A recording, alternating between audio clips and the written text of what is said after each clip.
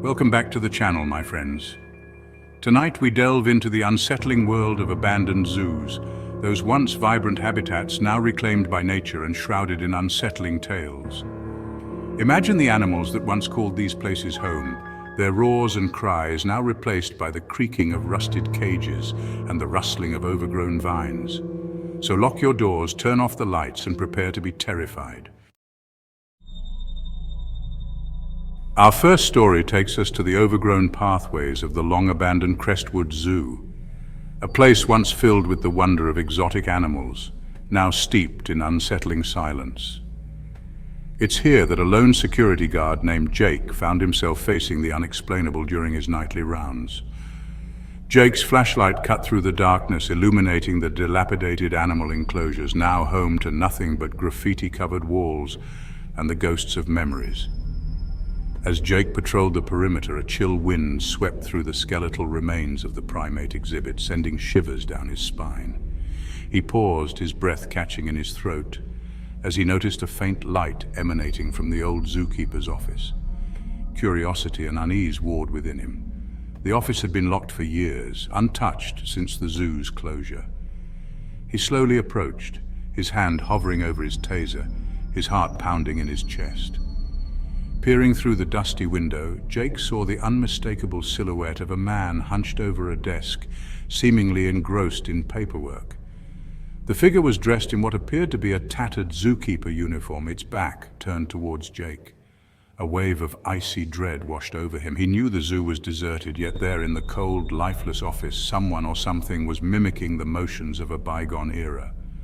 Mustering his courage, Jake rapped on the office door, his voice barely a whisper in the heavy silence. "Hello?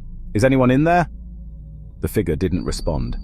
It remained hunched over the desk, its presence both impossible and undeniably real. Jake tried the door handle, surprised to find it unlocked. He cautiously stepped inside, his flashlight beam dancing across the dusty furniture and cobweb-draped walls.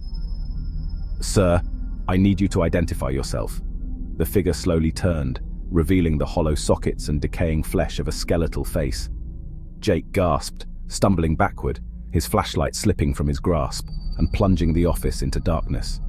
He scrambled for the door, his blood turning to ice as he heard the slow, deliberate scraping of a chair being pushed back from the desk. Fumbling for the doorknob, Jake burst out of the office and into the cool night air, the skeletal face of the ghostly zookeeper seared into his memory. He didn't dare look back as he fled the abandoned zoo, the chilling encounter leaving an indelible mark on his psyche. Some say the ghostly zookeeper still roams the grounds of Crestwood Zoo, a spectral warden forever tethered to the decaying remnants of his former domain. Our next story takes us to the sun-baked plains of Africa, to the ruins of what was once a sprawling safari park. Now the crumbling enclosures and overgrown trails are a haunting reminder of a bygone era, a place where the wild things roamed and where a group of friends would face their deepest fears. The group, led by the adventurous Liam, decided to explore the abandoned park, their backpacks filled with camping gear and their hearts brimming with the thrill of the unknown. They'd heard the whispers, legends whispered around flickering campfires, of restless spirits haunting the ruins, but they dismissed them as mere superstition. They set up camp near the dilapidated entrance, the fading sign a grim welcome to their adventure.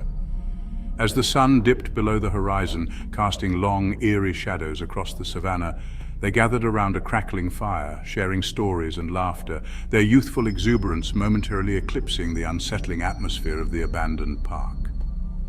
As the fire crackled and the stars twinkled above, they shared stories of the park's past, of the majestic animals that once roamed its vast expanse, and of the tragic accident that led to its closure. The stories, fueled by their imaginations and the eerie silence of their surroundings, grew increasingly unsettling as the night wore on. One by one, the friends retreated to their tents, the silence of the African night punctuated by the distant howls of unseen creatures. But Liam remained by the fire, mesmerized by the dancing flames and the unsettling beauty of the ruins bathed in moonlight. It was then that he heard it, a low growl, guttural and primal, emanating from the darkness beyond the circle of firelight. He dismissed it as his imagination playing tricks on him, but the sound grew louder, closer, sending a shiver down his spine. He called out to his friends, his voice tight with apprehension, but his words were swallowed by the heavy silence of the savannah. He grabbed his flashlight, its beam cutting through the darkness, but revealing nothing but the skeletal outlines of acacia trees and the crumbling walls of abandoned enclosures. The growling intensified, circling him, closing in like a predator stalking its prey. Panicked, Liam stumbled back, his foot catching on a gnarled root, sending him crashing to the ground. His flashlight rolled away, plunging him into darkness. He lay there, paralyzed with fear as the growling reached a fever pitch, the sound vibrating through the very earth beneath him. Then, as quickly as it began, the growling ceased, replaced by an eerie silence that was somehow more terrifying. Liam scrambled to his feet, his heart pounding in his chest, and retrieved his flashlight. His friends' tents were gone, vanished without a trace. And our final story takes us to the heart of a forgotten jungle, to the decaying remnants of a once grand zoo swallowed by the relentless embrace of nature. It's here, amidst the overgrown pathways and crumbling enclosures, that a lone explorer named Maya encountered a horror unlike anything she could have imagined. Maya, a seasoned adventurer with a thirst for the unknown, had heard whispers of the abandoned zoo, rumors of strange occurrences and unexplained sightings that piqued her curiosity. Armed with her camera, a machete, and an unyielding sense of determination, she ventured into the heart of the jungle, eager to uncover the secrets hidden beneath the dense canopy. The air was thick with the smell of damp earth, exotic flowers, and the faint, musky scent of decay. The path, barely visible beneath a carpet of rotting leaves and fallen branches, led her deeper into the heart of the abandoned zoo. As she made her way through the dense undergrowth, Maya felt an unnerving presence watching her, a sensation that sent shivers down her spine. She paused, listening intently, but the only sounds were the chattering of insects and the rustling of leaves as unseen creatures moved through the undergrowth. She continued on, her hand never straying far from the machete strapped to her hip. The first sign of the zoo was a crumbling archway, its once proud welcome message now obscured by vines and creepers. Beyond it lay a scene of utter desolation. Cages rusted and twisted, animal enclosures reclaimed by nature, and a silence so profound it felt almost oppressive.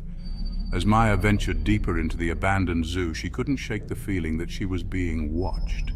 The hair on the back of her neck prickled with a sense of unseen eyes, tracking her every move. She stopped at the edge of what was once the tiger enclosure, its once imposing fence, now a twisted and broken barrier. It was there, in the shadows of the crumbling observation tower, that she saw it. A fleeting glimpse of something moving through the undergrowth, something large and feline, its eyes glowing with an unnatural intensity. Her heart pounded in her chest as she raised her camera, her finger hovering over the shutter button. She wanted to capture it, to prove that she wasn't losing her mind, but a primal fear held her back. The creature moved with an unnerving silence, its massive form seeming to glide effortlessly through the dense foliage. It circled her, always staying hidden in the shadows, its presence growing stronger with each passing moment.